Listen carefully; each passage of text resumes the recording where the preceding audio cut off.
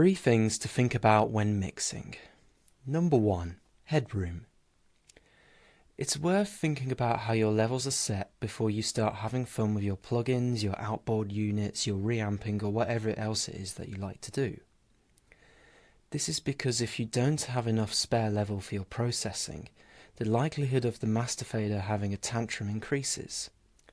And while talking about the master fader, it is important to leave room for the mastering process, for a similar reason you would leave room for your individual tracks. And whether you like to employ a separate engineer for mastering or take a DIY approach, it makes mastering more difficult if you apply a multi-band compressor or something and the track starts peaking. I recommend your overall level for your mix should be roughly about -12 to -10 dB. Number 2. Howling out with EQ.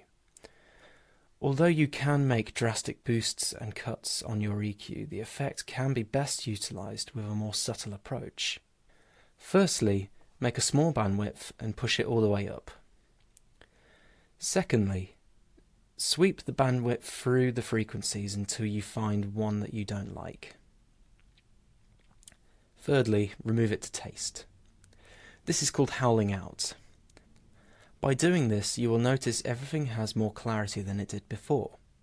If you do this technique a lot, you will eventually be able to tell which frequencies are the ones that are bothering you. Plus, you get that cool noise when you sweep through the frequencies. Number 3.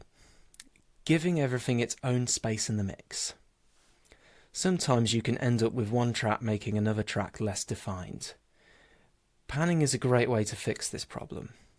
But what things do you pan where to make the mix sound more professional? It was once described to me as people in a boat.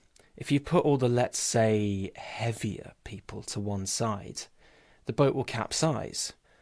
So think of your heavier people as being your lower frequency instruments. Therefore, your mid or higher frequencies could be more panned. Of course, though, it is common practice to put the important things in the centre or closer to the centre, such as the vocals, because when the track is being listened to in mono, like on a mobile phone for instance, the outer panned things can sometimes become quieter or disappear entirely when listening in a mono summing. I tend to try and pan things as they would appear to the listener in a room. I also try not to pan things in opposites as well. For example, if you're doing that cool double track guitar thing and you pan one of the guitars 50% to the left and then the other guitar 50% to the right, the listener becomes less able to determine the two parts from one another. It's also not opposite. You see, the opposite would be to pan one 40% to the left and the other one 80% to the right, which you can then mirror with two other instruments. That way, the track that's panned 40% to the left is not the same as the track that's panned 40% to the right, allowing the listener to make out the instruments easier. Well, I hope that has given you some food for thought. Of course, there are no hard and fast rules with recording music, but hopefully these 3 tips will have helped you to make some more accurate choices in what you're going for. Thank you very much for watching and listening.